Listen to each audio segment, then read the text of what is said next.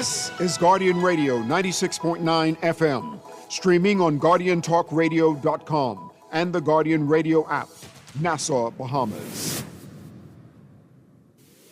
The views and opinions of the hosts and guests are their own and do not necessarily reflect the views of the management and staff of Guardian Radio.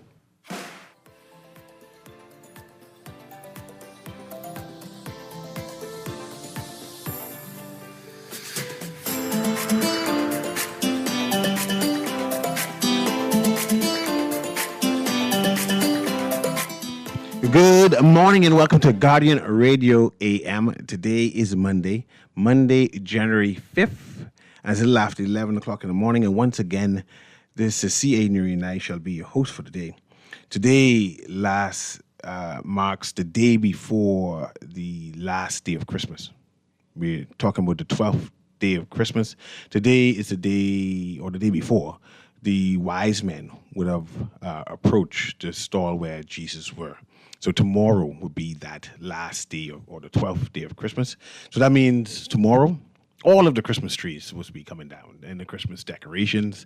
So we'll look to see if our government is quite aware of the Christmas tradition of tomorrow being the last day of the 12th day of Christmas, right? So that's tomorrow, which marks the 12th day of Christmas. I just want to mention that in case a number of people weren't aware of that Christmas tradition. There are a number of things trending inside the news. Today is going to be an open line since it's an interesting weekend. So therefore, you can call in and participate in the conversation. And as usual, I have one or two things that I want to have a conversation about. But I'll be happy to entertain anything that you see that is trending in social media or what is trending in the news.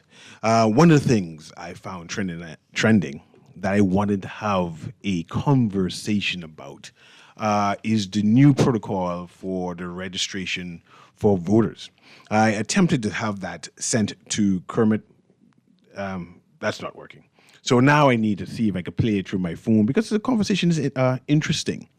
A number of things is being changed or allowed or to assist in the registration of more Bahamians. It's supposed to be giving more Bahamians access to participate, to register to vote. But this particular new protocol made me feel uneasy. So I had to make a number of phone calls to try to understand why they're doing it. And I'm not sure if a number of Bahamians was aware that this new protocol policy is being adopted. And I said, okay, let me have my listening audience be aware of it so they can have this conversation amongst their peers and so we come to the conclusion. Mind you, through conversation, I understand the reasoning. And the reasoning is to make sure, encourage the majority of Bahamians to have access to the voting process. And with that, I can't complain. I got to embrace that. But let me play this this news report that was in yesterday's news. Let me see if I can get that up and play. Like I said, I tried to send it to Kermit, but it wasn't working, so I will have to play it via my phone. So I'll do my best to make sure that it's clear and crisp, that you can appreciate it, okay? I'm Don Davis, and welcome to the broadcast. Notable changes have been made to the voter registration process as the nation awaits the announcement of the 2026 general election date. So if you've recently relocated or you've lost your voter's card, listen in for the next steps you should take to adhere or acquire a new one. Here's Daniel Dean. We have adopted a new policy in reference of transfer voters and persons who lost their voter's card. The Parliamentary Registration Department is taking on a new approach, and now residents won't have to go through the hassle of presenting documentation like utility bills to obtain new voters' cards. What we doing effective today is that you don't need to bring in a utility bill no more. We will have you just swear to an oath or affirm to an oath, and once you do that, you'll be able to address your transfer. Parliamentary Commissioner Harrison Thompson informed the same goes for the loss of voters' cards. Residents are no longer required to get a police report. Instead, they can go to the department's office and sign an oath to verify the card was misplaced.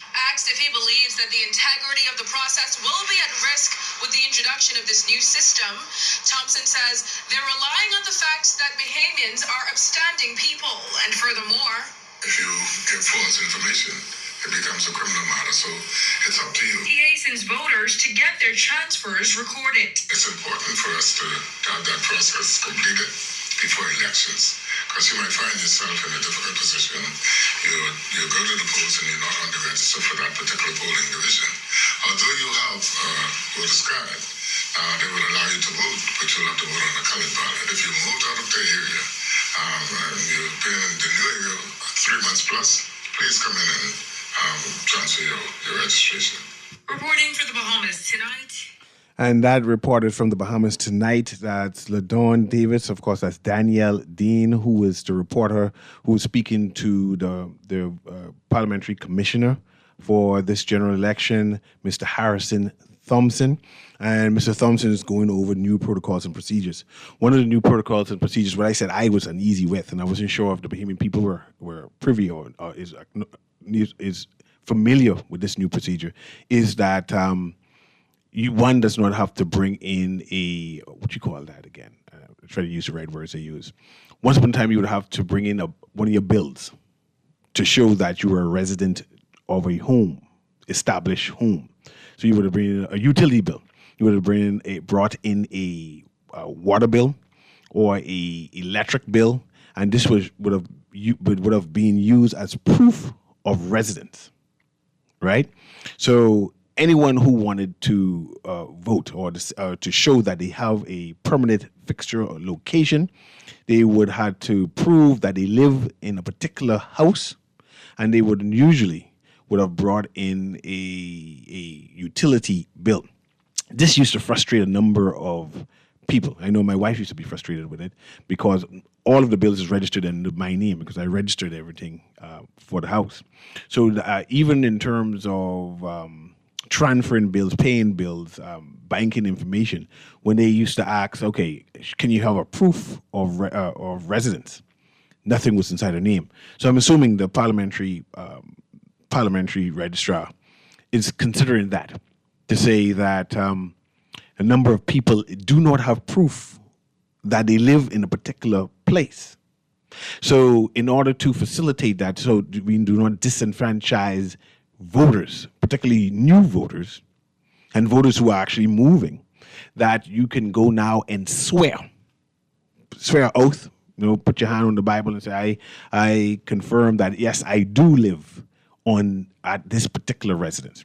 And like I said, I was concerned, right? Because we have a lot of talk about people not living in particular residence, right? And to now have a large number of people coming forward and they have to go on their integrity, and this is the word they use, that the parliamentary registrar believe that on the integrity of Bahamians, and once you swear and say that's where you live, they will acknowledge it as truth. And of course, the consequences, if they found that you don't live there, it's a criminal offense and you could be prosecuted in general. It's just that the Bahamas is made up of born Bahamians and Bahamians who came into citizenship, via citizenship. And I was uneasy, said, man, the integrity of the voters list could be compromised. Right? And I was concerned whether there should be some kind of scrutiny to prove that the people are living where they say they're living.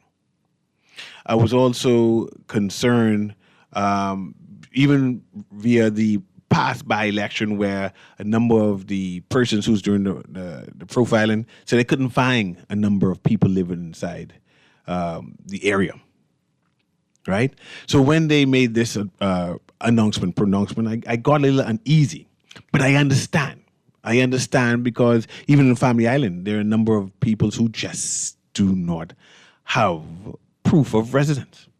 And how do we enfranchise them instead of disenfranchise them and make sure that they are included in their constitutional right to be a participant in the general election? But that being said, with a number of this accusation, no one has proven it, of people with fake passports accusation. No one has proven it. People who are not supposed to vote participating, right? I became concerned. But like I said, I appreciate Mr. Harrison Thompson's explanation of it. And he gave two different explanations. I'm going to talk about the second one. And I see you call. I'm going to come to you right now so you could join in this conversation because I tell you why I was concerned. But like I say, I understand. The second one, what he made a conversation about, is whether you lost your voter's card. You just lost it. And it needs to be replaced. And prior, if you lose a voter's card, a passport, even your driver's license, you would have to go to make a report to the police. And you make a report to the police and say, I lost my driver's license. I know when I lost my license plate, I had to make a report to the police. And it normally takes a week before the police writes a report or a final report, and you take that to the next place. They send you a sealed letter. So there would have been a sealed letter to the registration, the voters registration people, which will report that, yes, this person has reported that they lost their voter's card. The problem is nothing is in the Bahamas goes as planned in terms of time. Some things were supposed to take a week, sometimes takes a month, 2 months. If you wait a month, 2 months, you might miss the general election. Right? Waiting on the police to write the final report, you might miss the general election. So I understand again, Mr. Thompson. I understand why you're trying to enfranchise Bahamians who are entitled to vote, entitled to participate. So you are making it easy for them. But I am uneasy because these are checks and balances I am used to over the years and say, well, these protect the integrity of our voting system. But let's go to the caller right here. Go ahead, caller. Guardian Radio AM. Hey, good day. Good day, Mr. Newry. Good day. How you doing? I'm fine, thank you, sir. And happy new calendar season to you. Yes, thanks very much, and happy New Year to you. Yeah. Mr. Newry, what we I just slipped.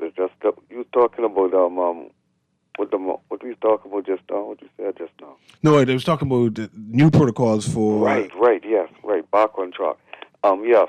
I still concerned too. What I still have that concern also. Mr. Noe, because it seems right as if the doors are being opened for people to vote easy in this general election, right? Because that Pandora box was open, right? That needs to be open to the banks and to the police, as you mentioned, because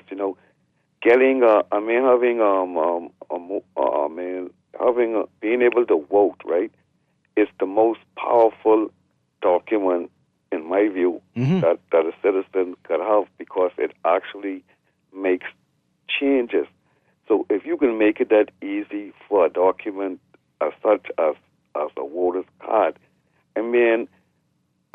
I just should be able to go in a bank or the police and just swear that I had or I didn't have, and all these other things the same way, because you just can't be saying these things and think that everybody can look at it the same. That ain't adding up, man. And then when you can then come back and suggest that you don't need to have proof of just how we was governed for all of our years. That don't need to exist no more, right? We then having the population, the people in this country, then speculating what's going on in this country, and then here comes the parliamentary register, just confirming some of the things that people skeptical out here thinking and talking about, and here it is right now. Because if you're not going to be, if you don't have no identification, then wherever you live in, right, somebody living there should have some proof of them being there. So that's how you're supposed to be able to get some letter from that individual or whatever, so that they could, but not to just wipe it off the map and say, no, you don't need it no more. What is going on, Mr. Nori? Caller, I understand. I'm uneasy. I am uneasy with it. I'm not sure if you know, there are people who live in shanty towns who have voters' cards. And see, I have no problem with them having voters' cards because they have citizenship, right? My issue is you cannot register without having a permanent address. and living in a shanty town is not a permanent address. How did you get a voter's card in the first place? And I agree. And see, those type of criteria, right, will then cause Bahamians who say they are Bahamians, right, and living in shanty towns. Those type of criteria is supposed to push them out of living in a shanty town, knowing that they would not be eligible to take part inside an election simply because a shanty town is not a description for people to be living. Yes, and I agree with you. I'm not even sure how they get citizenship without having a permanent address. You're supposed to have a permanent address. It's scary, Mr. Newry, but hey, like it appears that so much things is happening in this town, in this world today, because you see Trump took us right back in the in the dark ages of taking people's property and thinking you have the right for it, and this world is in the world that when those things was happening so rapidly, this ain't the same world.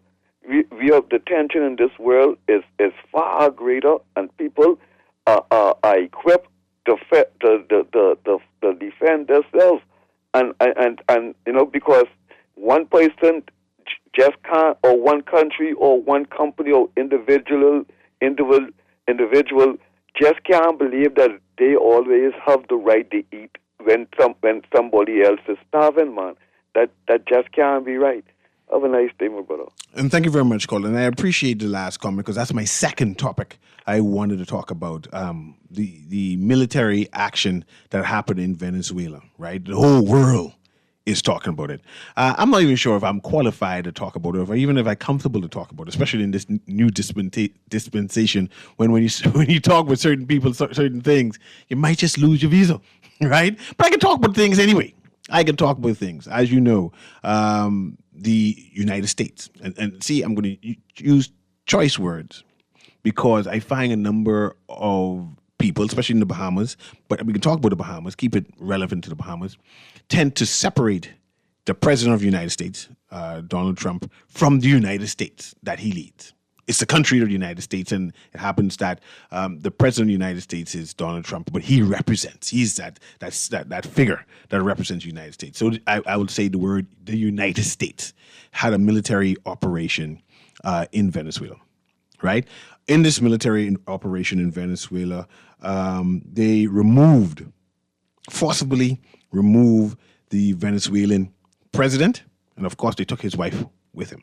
He's now going to face criminal charges in New York, right?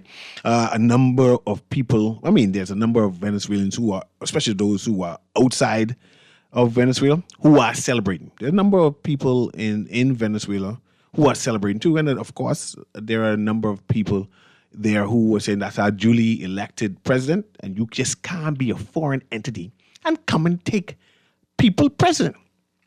And the caller said they took the U.S. president took the world back to dark ages, right, or dark age. And I want to remind the caller that this happened before, different presidents, right, and it happened recently. And I say that as we analyze what is happening, we need to go back, reflect on who were the presidents then, which regime was in power, why they did these things, in order to come to a conclusion on what is happening. Because everyone is speculating on what is happening regarding Venezuela and the United States, right? We see that a number of maneuvers and overtures and conversations had been happening for weeks, right? The Caribbean, the CARICOM, has issued statements declaring that the Caribbean in general, its waters, is a which kind of word it is? It's a peace zone. That's the word they use. It says it's a non-violence, non-military, non-war zone. It's a peace zone, right? But I want to mention that in 1965, the United States was involved in a military operation in the Dominican Republic. That's 1965. It's now 2025. In 1983, we know about that, right? The United States, again, was involved in a military operation in Grenada. In 1989, right, the United States was involved in another military operation in Panama. I'm not even going to mention with Noriega. That was a big thing when I was younger, when I was like in primary school, when they took out the president there to Colombia, take him out altogether, right? And don't forget, most recently, there was 2003, a United States military operation in Iraq. And as recent as in 2004, they took out the president of Haiti, just gone into Haiti and forcibly, I think. I guess that's the right word. I mean, they took the president. I mean, Haiti been in chaos since then, but they took the president, take him out. I'm not even sure where Aristide is right now. I just don't know, right? But what I'm trying to say is this may be considered typical. People mention Kenya and different operations around the world. I was just mentioning a few that happened in our region in the Caribbean and recently. But I want to bring that up. I had a text here. I want to read this text. So going back to the previous topic, it says, "CA, I'm confused. I've lived in the same location for 25 years. I have a purple voter's card. Will I need to prove where I live when I go vote?" No, you did not move. So there's no need to prove or bring any any need to prove that where you live. When you go to vote, you can either take your purple voter's card or your passport. You don't even need to take your voter's card because they have a counterfoil there, right? And if you take your passport to where you are, where you were supposed to vote, and you present it, and they will look at that counterfoil and say, yes, you are registered here to vote. What the government or the voters registration people are doing now for people who want to get that smart card, right? You can go there and re-verify yourself with that if you're interested in doing that. But you don't need that. You already have that purple card and you go and vote. And hopefully as we get closer to the general election, more information about this or more clarity about this is done. They come on the radio and be interviewed and explanation. But I want to repeat again, if you haven't moved, still in the same spot, no, you don't need to go and re-register again. You didn't register. They know where you live. There's a counterfoil there, right? And if you don't have your voter's card, misplace it, you don't need that purple card. You could take your passport. There's a counterfoil there where they can look at your passport and they take the copy of it there, and then you could participate and vote. But if you have lost your purple card and you want to get your purple card back, your voter's card back, you can take your passport, go to, I guess, I went to Vauxhall to do mine again. And I know they have the place in the mall that is doing it too for verification. You can present it to them. They look at that counterfoil and they can write you a new one, right? This text says, this change in the process is to enable migrants to vote. Yes. And a number of people are concerned about that. I don't say that's true, texter. I can read what you're saying because there's a number of fears and concerns that is happening right now, right? But I can address that, and especially in this dispensation where a number of people are concerned about fraud, especially with the integrity of our citizenship in general. This came in a peculiar time where Bahamians are uneasy. You know, they believe in conspiracy theories. So this needs to be hashed out and explained to the Bahamian public, or there will be a number of Bahamian publics who will cling on to the conspiracy theory. I assume similar to this texter who said, this change in the process is to enable migrants to vote. Many do not have utility. The government is engaged in some darkness here. The utility bill is a verification and should remain in place. And like I said, texter, I appreciate the concern, and like I said, that's what made me uneasy.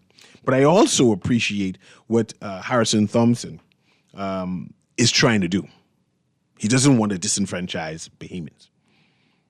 Those with a Bahamian citizenship who perhaps misplace their voter's card has the right to vote. They have a right to vote.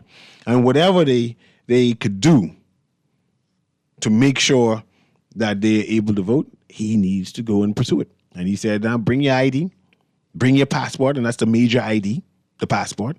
You bring your passport, right? And you do your oath and swear and say, this is where I live. You sign whatever document or stating that this is where I live, and they will register you to vote. He's a Bahamian citizen. They will register to vote based on that address. Now, if you find out that you lied to them, you're going to jail. Let's let you know you're going to jail. So that's why they have you swear. You can't swear and think you can get off after swearing and lie to them. They didn't warn you. I have another telephone caller there. Let's go to that caller there, Kermit. Guided Radio AM. We have 2 topics on the board, but it's an open line Monday. We can talk about anything you want to talk about, what's trending. But those 2 topics, the military force happened in Venezuela by the United States, and of course we also talking about this new procedure for registration. Go ahead, caller. Yes, I got a question. Do you believe? You know how Trump says that he run Venezuela, right? In that because what I believe what he's saying is that once they obey what he wants to, what they govern the way he wants them to govern. I mean, economically, you understand me? Their policies. You know what I'm saying? Everything is cool. So, and then he said, well, if the president now, who's there now, doesn't, she would get worse than what Maduro get. I say in other words, he's threatening to kill them, her, because you can't get arrested wasting life in prison. That's some harsh words there. I mean, he says, if he says he's going to get more than Maduro got, Maduro's going to get life in prison. And the president of the United States, I believe, is pontificating, and he's good at that. I'm not saying that what he said is not true or not, but right. He's good at saying that. Anyway, another thing, right? The same way how Trump says he run Venezuela, he runs the Bahamas and many nations, all the small nations. And that if they don't do what he's asking them to do, he would bring a force against them, whether military or economically. We are a sovereign nation, and I hear that's what I'm disputing. We not sovereign. Same like in other words, nobody in the Western Hemisphere is sovereign. Even nations in Asia. I mean, in the China Sea, they're not sovereign. The Guam and things like that, they're not sovereign. They gotta allow the United States to run their foreign policies. And I disagree with you, but I appreciate what you're saying. Right. A number. That's the way it should be. You know what I mean? And a number of times the Bahamas. Opinion, yeah, that's why I let you speak. A number of times the Bahamas has voted contrary to what the United States has said, and the reason why we were able to vote contrary to it is because we're a sovereign nation. If we weren't a sovereign nation, we couldn't vote contrary. I don't know if you saw the reaction from the Barbados Prime Minister. They had a security council, and then they had the press asking them questions, right? And they asked about their reactions, and she says, well, it's the same thing. They can't go against the United States. You understand me? Because they have to they depend on tourism because they're a tourism nation. They just like we are. Ain't nothing we could do but be run by the United States. Our foreign policies, even our economic policies, all the what you call it, the privatization of our telephone, of our TV, our water. I would say that it's coincidence that our foreign policy and the United States foreign policy are similar. We have the same direction and views as them, and that's why it's very similar. Remember when we wanted to get oil from Venezuela? Leslie Miller? What happened? And our government decided not to. You notice that the countries that sought the oil, all discontinued. It was the right decision at the time that this doesn't pan out, and you find out at the end that it didn't pan out. Well, what I'm saying, like I say, just so we should agree to disagree. I mean, we go to school and we go on. We have debate panels, debate That's life. That's the way it is. I agree. But like I Right, say, so- I find, and I have something I want to read. And thank you very much, Cole. I have something I want to read also about what I call anti-American sentiments that is growing around the world, right? It's especially knowing that the United States is our major trading partner and that we have the same views and culture. We have the same views and culture. But I want to read this press release. This is a statement by the Bahamas on the present situation in Venezuela, right? This was written on the 4th of January, which is yesterday, for immediate release, right? Statement by the Bahamas on the present situation, right? Press release, Ministry of Foreign Affairs, Nassau, the Bahamas. The Bahamas takes note of the statement of the CARICOM Bureau of the Conference of Heads of Government issued on the 3rd of January 2026 and supports that statement. Of particular importance to the Bahamas is that all parties involved act in accordance with international law. Owing to the current security situation, the government of the Bahamas advises Bahamians to not travel to Venezuela. We have expressed our concern through diplomatic channels regarding the safety and security of a Bahamian national who is currently unlawfully detained in a prison in Venezuela. If you or someone you know is currently in Venezuela and requires consular assistance, please email the consular crisis at bahamas.gov.bs, and that ends. That's the statement regarding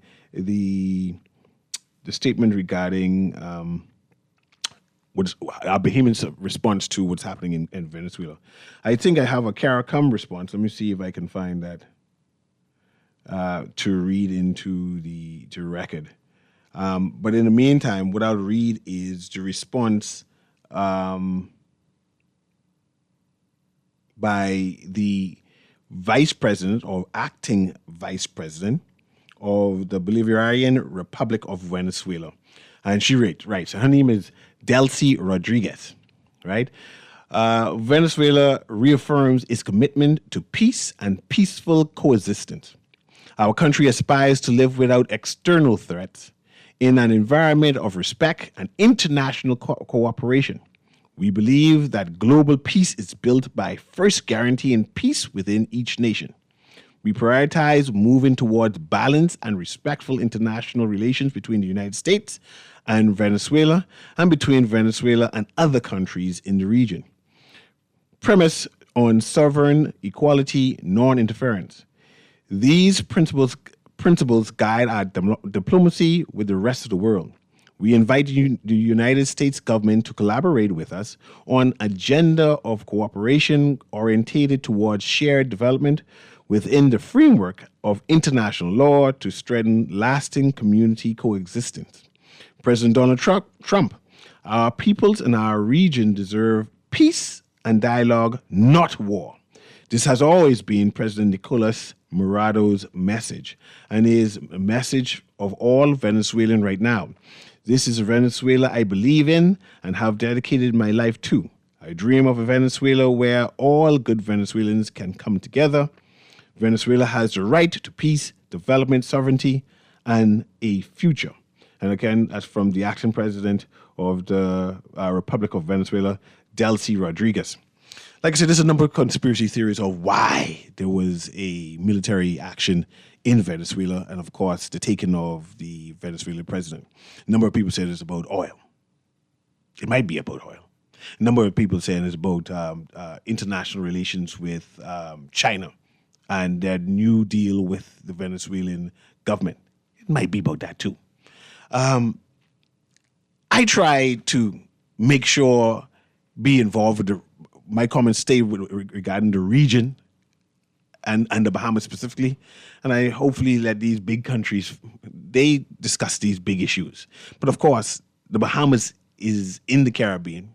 The Caribbean is a peace region, right? It sees. And so therefore we have commentary. And you hear from the Ministry of Foreign Affairs that we support the statement by the executive of CARICOM. I can try to find that statement shortly. Hopefully, whilst this caller is engaging me, I can find it so I can read that into the record to see where the Bahamas stance is. Because, like I said, our stance is based on our region leaders, which is CARICOM and their official stance. So we got, hopefully I'll be able to read that into record so we can understand and appreciate what is happening. And also, we are speaking about the new policy with the voters registration. Go ahead, caller. Guardian Radio AM, you're live. Yeah, good morning. Good morning, Mr. Newry. Good morning. You know, I was, something you said, I just want to make two quick comments because I was trying to find the procedure with IRCA, right? I was trying to find the procedure with IRCA and lodging a complaint. I just want to get this in first. I want to opine on your conversation as it relates to this geopolitical nightmare, right? But the thing is, have you ever heard Muammar al-Gaddafi's speech before the UN General Assembly or the UN Security Council? I can't remember which one. It doesn't even matter. Did you remember it? I remember it. All right, but didn't he speak of these same atrocities and the impositions and the way the tactics that they use to get the agenda that they want using the UN General Assembly or the UN Security Council? Didn't he speak about this, the power grab of it? Didn't he speak about the imbalance? So nothing should surprise you, but you said something that our foreign policy, right? For me, I would really like for someone from the Foreign Affairs Office to come and explain the foreign policy. We don't have no foreign policy as far as I'm concerned. Our foreign policy suits foreigners. Now, I want to get on with if I have a right to lodge a complaint against IRCA not because I'm a non-pundit, because I'm non-funded. I'm sick and tired of doctors coming on the radio giving it this misinformation about vaccination. Yeah, you get caught, and I understand your frustration, and I won't stop you from going to IRCA and lodging your complaint about professionals, medical professionals coming on the area on the radio and giving the official position of the Bahamas healthcare system. But we got to understand this is the official position of the government, right? But like I said, you can also lodge a complaint, and we'll see what IRCA. You might be right. We'll see what IRCA says, right? I'm still looking for that particular article that I was looking for from CARICOM, but I'll find it shortly. I got a text saying that Venezuela is not in the Caribbean. So I'm going to read this. Venezuela is partly Caribbean, but is not entirely a Caribbean country. Here's how to break down. Geographically, Venezuela is in South America. Culturally and historically, Venezuela has strong Caribbean ties. Coastline, Venezuela has a long coast along the Caribbean Sea. And several of its islands, like Margarita Island, are in the Caribbean. Regional groupings, Venezuela is often included in Caribbean organizations such as CARICOM and as an associate or observer at times because of its Caribbean Sea connections. So I just want to read that into the record because people were questioning whether Venezuela is a part of the Caribbean. And just for your note, that Trinidad, the Bahamas, and Barbados are not in the Caribbean Sea, but they also are a part of the Caribbean, also included in Guyana and so on, just for those persons who were texting in and questioning why are we saying that Venezuela is a part of the Caribbean. So now you know. Now you know, right? I raised a concern earlier about shanty towns and how residents who live inside unregulated communities, I can call it that, unregulated communities, and how they're able to get official documents in terms of you need an official address. And I think that now is crept into our voters registration too, where you cannot prove where you live, but you can now swear that you live this place, and of course that will be sufficient. And of course, like I said, Mr. Thompson explained to us in the news report that once you swear in, and if they found that you're not there or you're trying to be dishonest, you can face criminal charges. So, and I'm comfortable with that. We have another caller here. I'm going to read the headline in the National Guardian, which says, government warns against travel to Venezuela, says international law should be followed after the U.S. attack. And we need to find out if the United States broke any international law, and if they did, what is the consequences?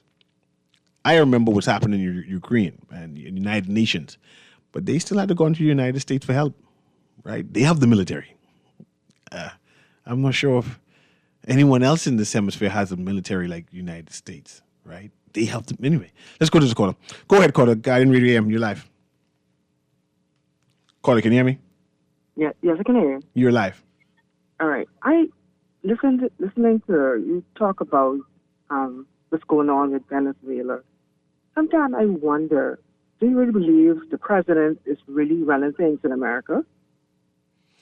Go ahead. Let me see what you're saying. I mean, I listen to a lot of their talk shows and what's going on in their country. And according to a lot of, the talk that's going on there, he is in his early stages of dementia. I hear that talk. You really wonder who around him is doing this. I didn't hear that talk. So Pardon? I didn't hear anything about no dementia or anything. I mean, well, that's what they talk about a lot over there. I listen to it a lot. Yeah. Maybe not. That could be political spin. They say that about all kind of people when they're doing political spin. I have not seen that as yet.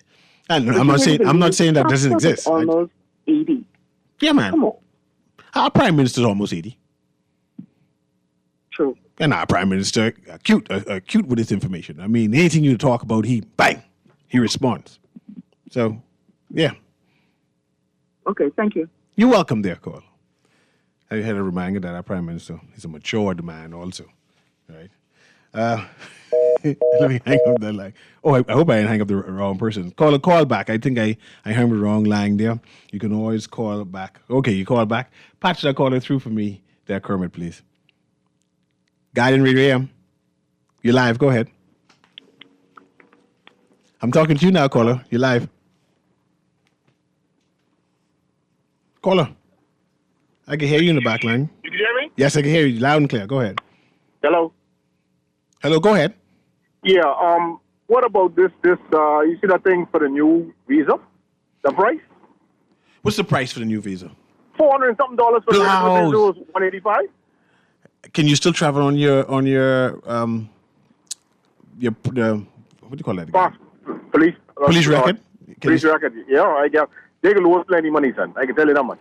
Bahamians are prepared to pay anything, Once we make up our mind that we go on a vacation, or we go on a cruise, we can pay the $400. But guess what? That's for almost $500. Imagine a family of 5.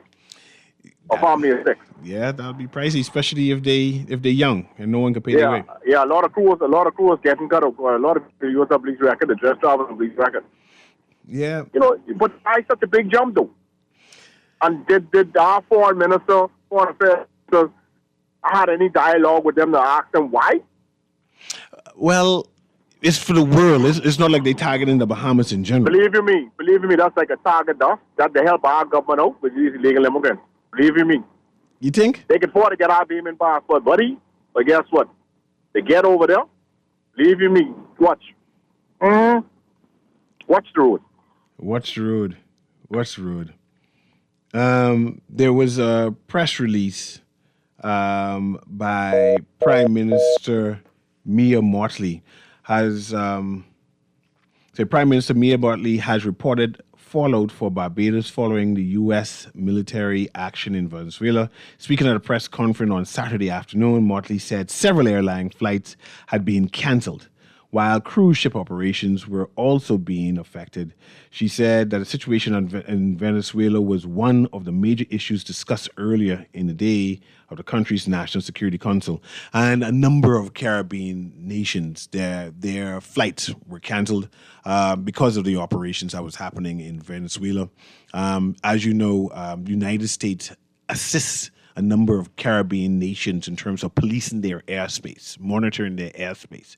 And at one point in time, it seems as if their airspace, a number of Caribbean nations' airspaces were closed, right? So that was interesting to see, and how operations in different countries I read this as a Caribbean today, check your flight status immediately. Most U.S. airline flights are being canceled with significant disruptions affecting departures and arrivals across the region. Contact your airline, monitor official apps, and make contingency plans before heading. And that happened for like 6-7 hours regarding that. So that's something that we should look out to moving forward in terms of policing our airspace. And I think we just got authority about our airspace recently. Another thing that I saw recently trending, we had a statement by Miss Pia Glover, the MP, and she mentioned that she got some sponsorship from the Cuban embassy, right? And this sponsorship by the Cuban embassy was that they had some Cuban workers donating their time to paint some parks. And the question was whether what happened to the monies that is supposed to be to manage the parks, and whether this donation by the Chinese embassy, whether this donation was appropriate. And I said, man, if the embassy want to donate their time and treasures and donate and help the Bahamas, I welcome it. I welcome any embassy, U.S. embassy, the Brazilian embassy, and they have staff who want to come and donate. And I say, let's embrace it. But there was a big hullabaloo about that, and I found that odd for a while on why Bahamians are complaining. But I appreciate the idea that there is a concern about what happened to the monies allocated for the maintenance of said park. So I understood exactly what is happening with that. So that was one of the things that was trending in the news. I see Antigua is in the news. But let's get to this caller here before I go to Antigua. Antigua is one of those countries who, when the United States raised a concern about Cuban medical officers, they said, no, they're not changing their mind. They're going to keep their medical officers. And they also mentioned that they're not taking any more of their deportees, people who had been deported to their nation, saying they stated that if these deportees are criminals or if these deportees are being sent home, they were rejecting them. Antigua changed their mind. They now yield and said, almost anyone who they send back to from the United States, they're willing to take back. And of course, they had some conversations, so things is changing there. I'm smiling at their president, Mr. Brown, and his tune, right? Because when the Bahamas made a decision that they make it for the best interest of our country, there's a number of Caribbean nations saying, no, why are you bowing? Why are you kowtowing? And now I'm realizing that they all understand. Let's go to this caller. Guardian Radio AM, you live, caller. Hey, good morning. How you doing, Mr. Newry? I'm doing well. How you doing? Top shape, man. Yes, sir. I want to make a comment. You had a caller about half hour ago. I think his name was 52. 52. He was talking about I don't know you were on earlier, right? But I got a gist of it, right? I'll tell you this, right, Mr. Newry, right? Doctors go away to college to learn medicine. You agree with that? Yeah, man. Doctors go away to learn medicine. Right. But But Mr. Newry, there got to be something we can do better, right? My mother, she's 74 years old, right? She's been on blood pressure medication from the 90s. Mm-hmm.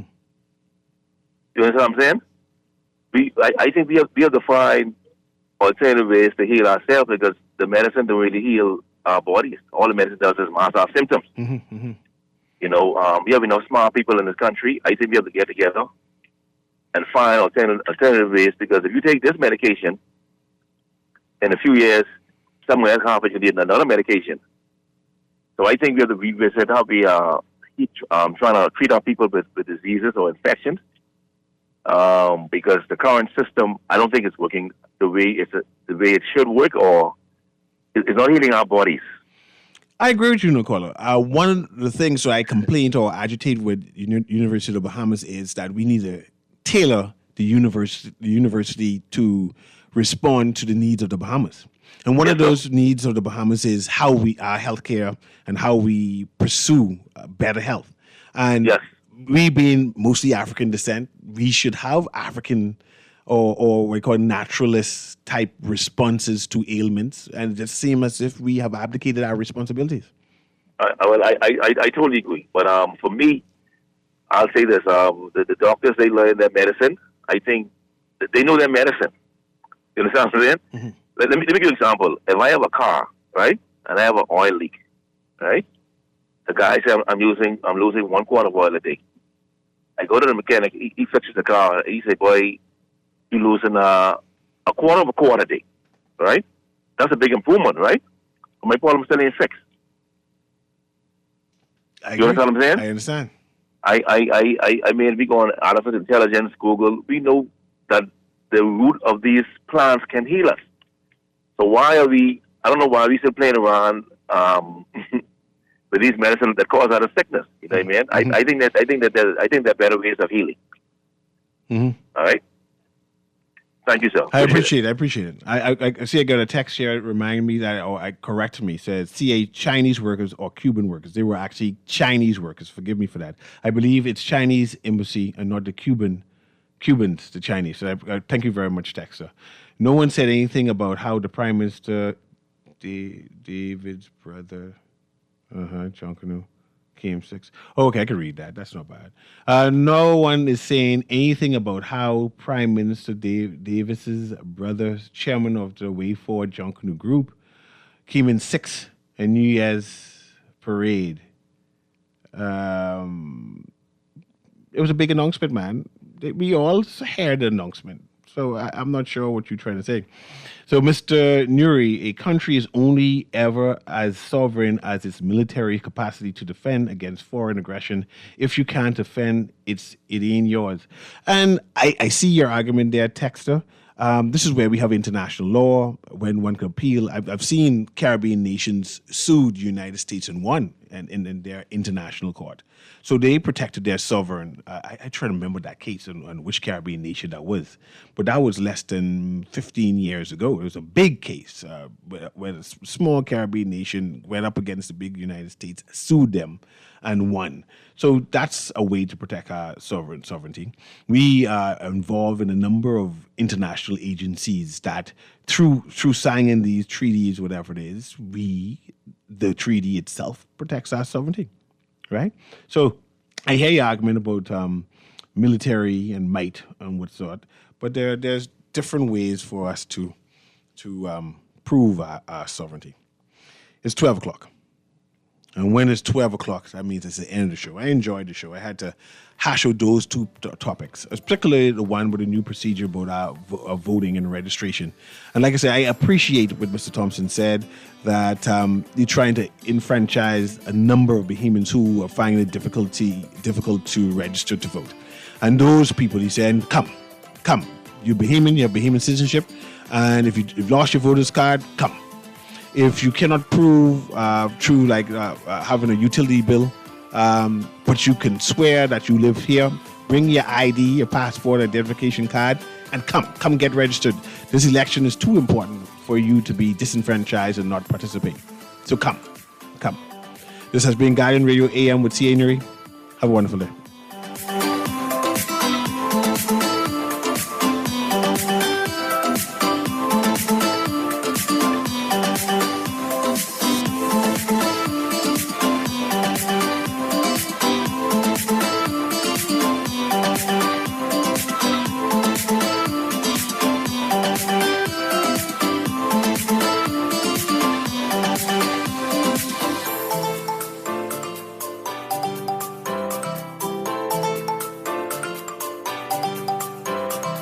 Try to rest, roll with the best. For all your printing needs, there ain't no one better, no. For posters and banners, magazines and flyers. For window decals, greeting cards and newsletters. No job too big and there's no job too small. You name it, we can print it, just give us a call. Let Print Masters bring your masterpiece to life. Located in the Nassau Guardian Building, telephone 302-2361. This is Guardian Radio 96.9 FM, streaming on GuardianTalkRadio.com and the Guardian Radio app, Nassau, Bahamas.